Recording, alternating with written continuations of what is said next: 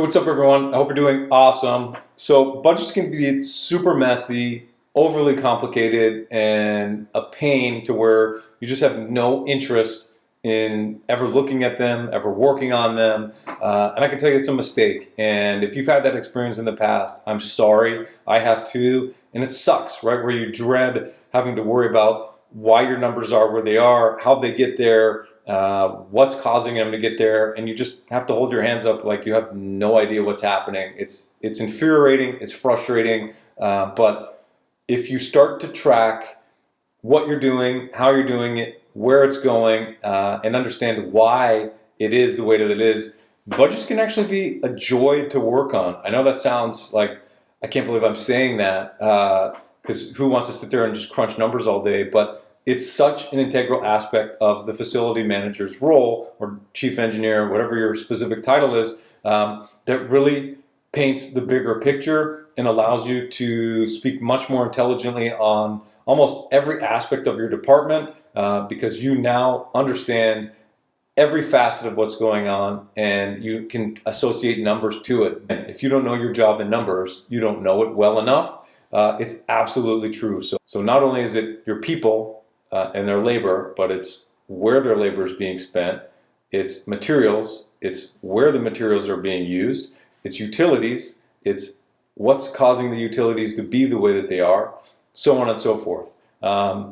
Again, it can be unnecessarily complicated and complex, but it doesn't have to be. And I hope that what I'm going to show you here simplifies it. I tried to condense this as much as I could. So if there's anything that I've touched on that that you want to know more about, or there's something of a topic of interest, just shoot me a message or make a comment, and I'd be happy to send you something or make another video on that specific topic. If enough people chime in, I'd be happy to dive deeper into that. So let's get right into it. First, I wanted to say thank you to those who filled out the little survey. It really helps me. You know, I don't want to make content for the sake of content. I want to ensure that the stuff I'm putting out, the topics I'm covering, are things that you're actually interested in.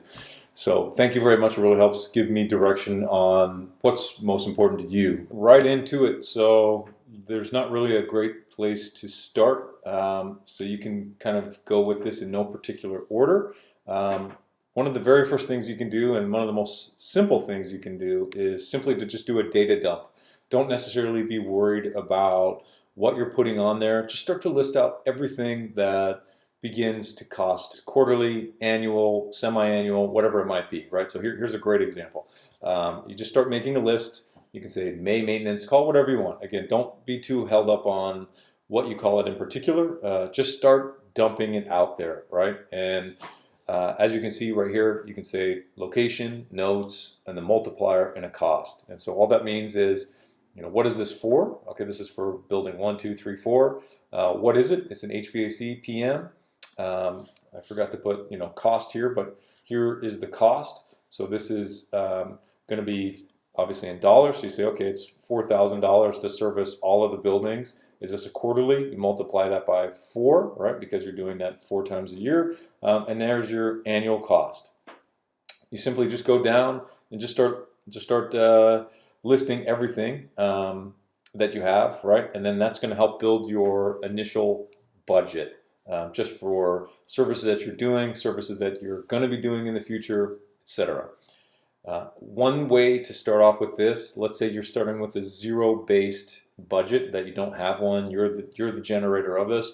The first thing you can do is go to your accounting department and ask for a list of all the expenses that facilities have incurred. You can set a time frame on there, right? I wouldn't go more past a year, year and a half. Anything past that is probably not that relevant, and they should generally be able to produce a ledger for you that's going to give you a list of everything that your department has paid for over that period of time. From then you can look at it and you can evaluate it. You can say, oh, it looks like so-and-so came to do some window cleaning. That was a one-time thing. Oh, looks like that's more of a seasonal issue. We should schedule that more frequently. I'm going to put that in the budget as, you know, 2 times a year, right? And then a lot is automatically changed to $3,200 annually, so on and so forth. So that's the very first thing you can do. Just start data dumping, listing anything you want to do. Maybe it's all buildings, PPE evaluation. And this is where something you'd have a third-party consultant come in. They charge $100 an hour. They're there for 30 hours. So you can say, okay, it's going to be, $3,000, right? How many times do you want to do this? Oh, this is a semi-annual approach, $6,000 a year. Pretty much that simple. Okay, going on to the budget. This kind of ties into your data dump. So once you have a general list, you can start populating some of these tabs in here. And so again, you just really want to list everything you can possibly think of that you've paid for in the past. Sometimes your accounting, when they give you this information, it's going to auto-populate a lot of this for you. So you don't have to think of everything. There's also a lot of other templates, and I'm happy to share this with you if you find it useful. But as you go through it, S&M, service and maintenance agreements. Service and maintenance agreements applies. So let's say you're a facility manager for a company and you're responsible for the janitorial aspect. Do you purchase supplies or do they purchase supplies? Doesn't really matter. You still need to break that out so you can anticipate those costs. If they purchase it, ask them to provide you a separate invoice, and then you can simply just put that in there as a separate line item. As granular as you can be without getting into the minutia of things where you want to go. You don't need to get down to the gnat's ass, as they say on certain things, but you really want to break it out as clear as you possibly can. Begin to list everything you can think of, because if it's occurred more than twice, chances are it's something that you should probably include in your budget. R&M, repair and maintenance, right? That's a really common term in here. Exterior paint, literally just start going in there. Any COVID supply, tool expenses, so on and so forth. If you find this helpful, I'd be happy to send it to you. T&E stands for travel and expense, but literally just start listing everything that you possibly can and categorize everything to the best of your ability. A couple notes I wanted to share with you. This is probably one of, if not the most important equation you should learn for forecasting. And what that equation is this. Let's say you have 31 days in the month of January and you're at the 20th day.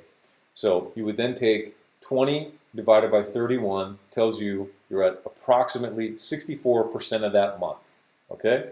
So that number right there, depending on the day and how many days are in the month, will allow you to determine labor, estimated spend, utility, material forecasting, overall department budget. If your boss comes to you and says, how much are we going to spend this month on labor? It's really pretty simple. You say, okay, the total labor I've spent so far this month has been $10,000. We're at the 20th of the month. You would literally take 20 divided by 0.64, and that will tell you how much your anticipated spend in labor cost is going to be.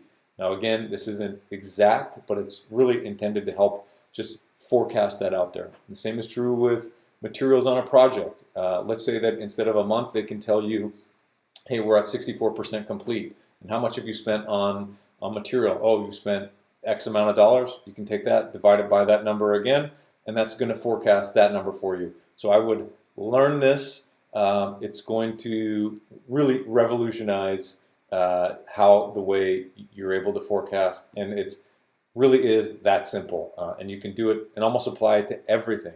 So you can forecast out your utilities, your consumption, your water usage, your electrical usage, your labor, any project. So I mean, it's so applicable to so many different things. I absolutely love this equation.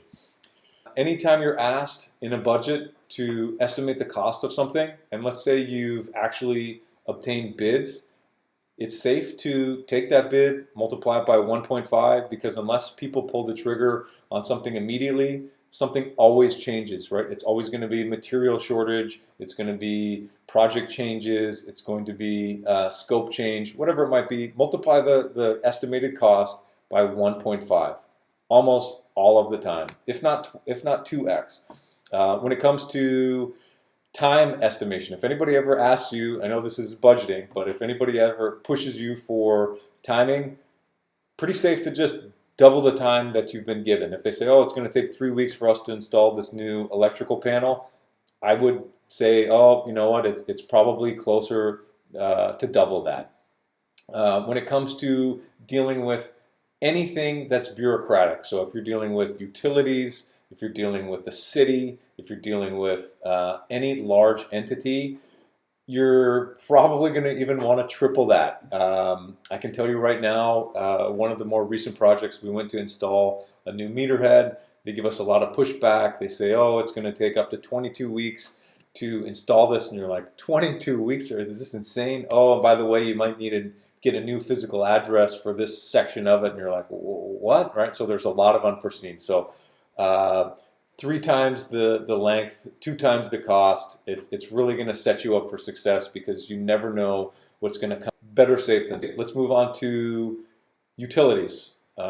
So again, for those of you, you probably already know the word P&L, profit and loss. It's just a simple balanced ledger statement. What do you do to build a budget here? Pretty straightforward. You go to your accounting department, you look up your accounts online. You're going to be able to call all of your utility companies, and they should absolutely be able to produce bills for you that are recent. So you just base off historical data, right? You can go back and say January, February, March, etc. Ask them some simple questions. Hey, do we have any incentives this year? Any electrical upgrades we do? Any rebates? Do you expect to encounter any tariffs in the future? Any additional price increase for whatever reason? What will be a safe number to budget? Try and ask for an account manager, your dedicated account manager, to really help forecast into that. A lot of times they'll just multiply by 5, 10%. It's tough to say with utilities. It can change on a moment's notice. If you live in drought areas, obviously forecast that, with a rider to X degree. Moving on, another great thing. So this kind of ties back into those other blank sheets. So this is just another operations expense, simple template. You can go in your FTE. For those of you who don't know, FTE stands for full-time employee. So as they go through here, you can input, again, your payroll should be able to give you all of this information if they're not providing this for you already. You can just data dump everything that's possibly in there. I'll go into allocation of labor. Anything that's in parentheses is generally issued as a credit for you. So when you're reading this number, you're saying, all right, expense, expense, expense, credit. So that means we've allocated $4,064 worth of our employees' labor to other departments other than our own. The same can be true with this number as well. So you'll take your total, less those numbers, and that's your total payroll. Every state has, and every company offers different benefits. This is just generally like what they would run. I'm sure you could calculate this number into this and come up with a general percentage, and that way you can just say a full-time employee, although they might make $20 an hour, if we have a percentage that is just over 10%, right? 50,000, 10% of, let's say 10 to 12%. So you can say if you're paying someone $20 an hour, chances are after benefits, if they're full-time, closer to $20, $22, $23 an hour. And this is, again, where you would tie in all that other list. So you can see we've kind of just continued to build on these bricks where it takes employee benefits and adds all the other expenses into this. Pretty straightforward. You go through, you enter your historical data in there, and that's going to kind of give you a benchmark to what you've spent. Now, when it comes to budgeting, there's a couple different schools of thought. There's zero-based. You're building it based off what you expect to come in the future. You don't have any historical data. Maybe it's a new company, maybe a new position, or maybe they just had poor record keeping in the past. And then there's the historical based, which is obviously saying this is what you've done in the past, this is what we're going to do moving forward, and we're going to just add a small percentage. Finally, how do you account for the recaptured labor? So this is something that is really one of the most wonderful and underrated things you can do as the department head, is to start tracking your employees' time, and not necessarily from a cost standpoint, but where they're spending their time. So here's what's great. Most payroll services will provide for you the total hours worked It'll tell you that their rate. It'll automatically do these calculations. I didn't have to do any of these, for example. So if you have a tech number one that comes in, he worked 168 hours, here's his rate, his OT rate, then it goes into gross pay, so on and so forth.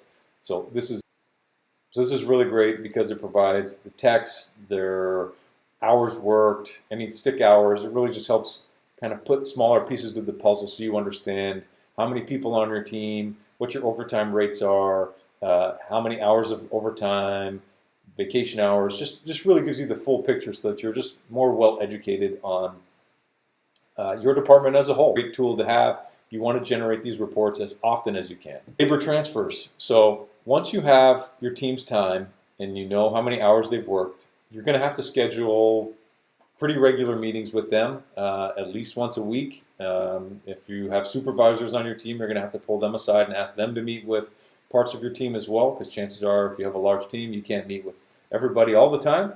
And you have to ask them simple questions. And if you issue workloads, you also have to ask them to notate on there where they're spending their time. So labor transfers are really a great thing to start implementing. And I would encourage you, if you're not doing it now, to start doing this tomorrow. So let's say you have Tech 1 and he or she is working on a specific project for your team. And let's call it building a deck for operations. Let's say the operations team needs your team to do it. Well, chances are they have a budget, and chances are that you can bill it against theirs and charge it against theirs rather than yours, because they're taking advantage of your team, their skills, and even though your labor is a sunk cost to your department, it doesn't mean that you should be the one having to foot the bill for them. Generally, if you work out with your supervisor or your manager, 9 out of 10 times they will say, you're absolutely right. This is something that if we weren't able to provide this in-house, this team would have had to outsource this, and this would have been a special project that they would have had to pay for regardless, so we might as well credit your department back. So you say, okay, building deck for operations, you circle back up with your 3 team members that have been doing that deck. You have all of their rates from your ADP or your payroll report, and you can say, hey, Tech 1, how long did you spend doing that deck? And you say, oh, you know what, I only spent 8 hours on it this week. Hey, person number 2, how long did you spend? Oh, I spent 8, right? So every week you can track your time and say, oh, it looks like they only had to repair or build for three of my team members, 8 hours, 1 full day, 24 hours total. I need to send a bill, or at least on my GL, which stands for General Ledger, I need to recode their inventory to that department. And again, most of the AP departments are happy to do this. Their department heads are happy to do this. And this really reduces your overall labor because they're going to get a credit. So even though they were on your books, you're actually getting them at a net zero because it's being billed back to another department. And what's more amazing than the facility team getting a credit to their department? So it's pretty cool. So as you can see, you can literally just create a simple sheet, project name, project location. You put in their GL code. Most of the time, they're pretty long numbers that associate to that specific department. You would put it in there for that specific. It's a great thing. It really is. Moving on. So now that you've done your payroll, you have an idea on your labor transfers. You look at your materials. You say, okay, my material transfers on that special project. Again, you look back at your one. You say, okay, it looks like they build a deck for operations. Hey, Tech 1, what did you buy for this deck? Oh, special coated deck screws, fasteners, whatever it might be. Okay, where did you buy it? Home Depot. And the amount was, oh, they were really expensive. I paid $199 for a bucket of 500 screws. Whatever, right? So the same thing is true. Now you know for the project, you can say, looks like deck project for operations. And there you go. So at the end of it, you have this. You can put it on a shared drive. You can share it with all the teams. You can list yourself as the owner, editor, and then the other people just as viewers. And then you set up weekly meetings with other department heads, and you let them know where they're at in terms of labor. just keep the other team members as viewers on it so they can see you update this, frequently, and then just come up with a cadence that you're going to send it out to them every Friday or every whatever day of the week you want, just to kind of keep them updated as to what's going on regarding their projects. Okay, order log. Here's something else you're going to have to start keeping track of too. Let's say that you do have an established budget, even if it's one that you've created on your own from those simple templates. And let's say you've gotten it approved, and you say, okay, for the month of November, we are going to allow you, based off of the numbers you've given us, $48,190.59. It's pretty straightforward. You start from the top, and you just start tracking all of the items you're ordering. I know it's arduous and it's painstaking, but the benefit of doing this is that if you do have an AP team and they send you a GL or a ledger to review at the end of the month, you have your order log, you can cross-reference the two of them, and you can ensure that they match up. I would also tell you that if you do work for a large organization and you are responsible for your financials, 100% of the time there are items in your GL that do not belong to your department. So being able to go through this and say, wait a minute, you charge me $400 for these parts or materials that are meant to have been coded to another department. You can go back and say, look, I've been tracking this. It's not right. I never bought that. Please recode that to a different department. Get it off my books. Your boss, the AP team, will absolutely love you for being the champion and the defender of your department's budget. So going through, if you order something from a pool company, you put in the amount. You say with the pool and spas to pass inspection, whatever that is. Let's say they give you a list and they say, oh, you need Virginia Grand Baker, you need new drain covers, and you need to increase the flow rate. So you bought this. This will automatically deduct from the other amount. So let's just change that to $2,000. You can see it would change everything subsequent below that. Pretty straightforward. Pool company, you go to Home Depot. You literally just put in all of your orders. It's as simple as that. Okay, and that is really the overview. Just to highlight this again, the thing you're going to love, and if you take away nothing from this other than this equation, it's going to change the way you run your department, because it's really just an unbelievable equation that when I learned it, it absolutely made my life better in every aspect. And they said, how many team members do you have this month? How much are you going to spend in labor? And no matter what day of the month, as long as it was past the 5th or 7th day of the month where we had some aggregate of data that we could actually base our information off of, not just one day's worth of data, you can really forecast pretty well out. So if they say, hey, whether it's projects, materials, or labor, that equation is really going to help you. So if you want any of these templates, if they would be helpful for you, just let me know. I'd be happy to send it and share it with you. They're pretty comprehensive. I tried to include everything that I could possibly think of and things that you've purchased in the past. And depending on your FM role, they vary so much that they have so many different items that you're responsible for. So I would absolutely encourage you to take this. You're welcome to have it and make it your own. But from there, I hope that sheds some light into what you should be doing and how you should be doing it. Because again, if you don't know your job in numbers, you don't know it well enough. So whether that's what's your overtime rate, how much money are you recapturing for your department, how much money are you spending on projects, what's your estimated utility consumption, and then tying this into the bigger picture, you're also able to pick your largest items and then start to tackle them. So if you realize that your gas in January is crazy high, then you can start to evaluate it. Is it really usage? Maybe it's your degree heating days. Maybe there's an opportunity to integrate a different boiler system, maybe a heat exchanger, an economizer. What can you possibly do to help with that? Is it variable speed pumps? You can really start to address why is it so high.